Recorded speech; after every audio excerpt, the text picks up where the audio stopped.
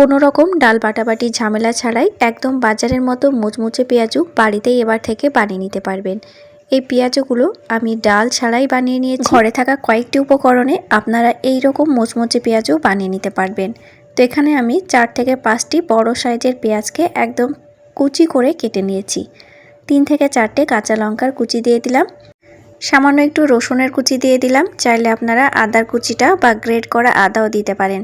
এবার দেব 1 বাটি উঁচু করে বেসন আর সামান্য লবণ। এবার স্বাদটা বাড়িয়ে তোলার জন্য একটু ভাজা জিরের গুঁড়ো দিয়ে দেব, সামান্য একটু লবণ অ্যাড করব, আর দিয়ে দেব গোটা জিরে আর গোটা কালো জিরে। তো এখানে আপনারা গোটা জিরেটা বাদ দিতে পারেন, আমি এখানে গোটা জিরেটা দিয়েছি, কালো জিরাও দিয়েছি। এবার হাত দিয়ে ভালো করে মেখে নিতে হবে। এবার এখানে কখনো আপনারা পানি ব্যবহার করবেন না, পেঁয়াজের ভেতরে যথেষ্ট পানি আছে, সেই পানি দিয়ে কিন্তু খুব ভালোভাবে মাখানো হয়ে যাবে। কখন পানি লাগবে সেটা আপনাদেরকে দেখিয়ে দিচ্ছি। আর এখানে যদি আপনারা এই মিশ্রণটা পানি দিয়ে প্রথমেই মাখতে যান তাহলে পেঁয়াজও মুচমুচে হবে না, সাথে পেঁয়াজুর শেপও আসবে না। দেখুন আস্তে আস্তে ঠিক এইভাবে চেপে চেপে বেসনের সাথে মাখতে থাকবেন। কিছুক্ষণ পরে আপনারা নিজেরাই বুঝতে পারবেন একটু দানা দানা ভাব আসবে হাতের ভেতরে, তখনই হালকা করে একটু পানি ছিটা নিয়ে ভালো করে মেখে নেবেন। তবে আপনারা এখানে পানি বেশি করে দেবেন না, ঠিক এইভাবে হালকা করে একটু পানি নিয়ে মেখে নেবেন। আর এই মিশ্রণটা আপনারা যত শক্ত করে মাখতে পারবেন ততই পেঁয়াজু ক্রিস্পি হবে আর খেতেও ভালো লাগবে। এই পর্যায়ে আপনারা যত ভালো কষিয়ে মাখতে পারবেন ততই পেঁয়াজু টেস্ট হবে। বাড়িতে থাকা কয়েকটি উপকরণ দিয়ে আপনারা একদম দোকানের মতো রাস্তার ধারে স্টলে যে পেঁয়াজগুলো পাওয়া যায় তার চাইতে দ্বিগুণ টেস্ট পাবেন এইভাবে বাড়িতে বানিয়ে খেলে। দেখুন একদম শক্ত করে মেখে নিয়েছি। এবার এই মিশ্রণটাকে 5 মিনিটের জন্য রেস্টে রেখে দেব। তাহলে পেঁয়াজের ভেতরে যে পানিটা আছে সে বাড়তি পানিটা বেরিয়ে যাবে, তারপরে এই মিশ্রণটা আরও নরম হয়ে যাবে।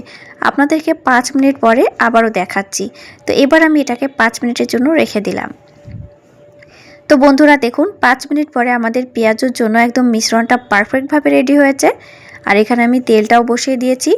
প্রথমে তেলটা ভালো মতো গরম করে নেবেন, তারপরে গ্যাসের আঁচটা মাঝারি থেকে একদম লো আঁচে রেখে দেবেন। আর পেঁয়াজু ভাজা আমরা সবাই জানি, প্রথমে 3 আঙুল দিয়ে হাত দিয়ে তুলে আলতো হাতে তেলে ছেড়ে দেবেন। আর এই পেঁয়াজুগুলো কখনোই আপনারা মোটা করবেন না, একদম বাজারের মতো পেঁয়াজু আপনারা বাড়িতে ঘরে বসেই বানিয়ে নিতে পারবেন। বিকেলবেলায় ইফতারিতে বলুন, বা শুকনো মুড়ির সাথে বা চায়ের সাথে খাওয়ার জন্য, বা ডাল ভাতের জন্য, যখনই বলুন আপনারা ঝটপট এইভাবে পেঁয়াজু কিন্তু বানিয়ে নিতে পারবেন। দেখুন একদম পারফেক্টভাবে আর ক্রিস্পিভাবে রেডি হয়েছে। এর চাইতে কালার আর আমি ধরাচ্ছি না। এবার তেলটা ঝরিয়ে আমি উঠিয়ে নিচ্ছি। বন্ধুরা গ্যাসের আঁচ আপনারা কখনো বাড়াবেন না। প্রথমে তেলটা ভালো মতো গরম করে নেবেন, তারপরে গ্যাসের আঁচটা মাঝারি থেকে একদম লো আঁচে রেখে দেবেন। একেবারে আস্তে আস্তে পেঁয়াজগুলো ভাজতে হবে, আর অবশ্যই আপনারা ডুবো তেলে পেঁয়াজগুলো ভাজার চেষ্টা করবেন। তো দেখুন আমি একদম ব্রাউন কালার করে পেঁয়াজগুলো ভেজে নিয়েছি। এই পেঁয়াজগুলোকে বেশি তাপ দিয়ে ভাজবেন না, তাহলে কালো হয়ে যাবে।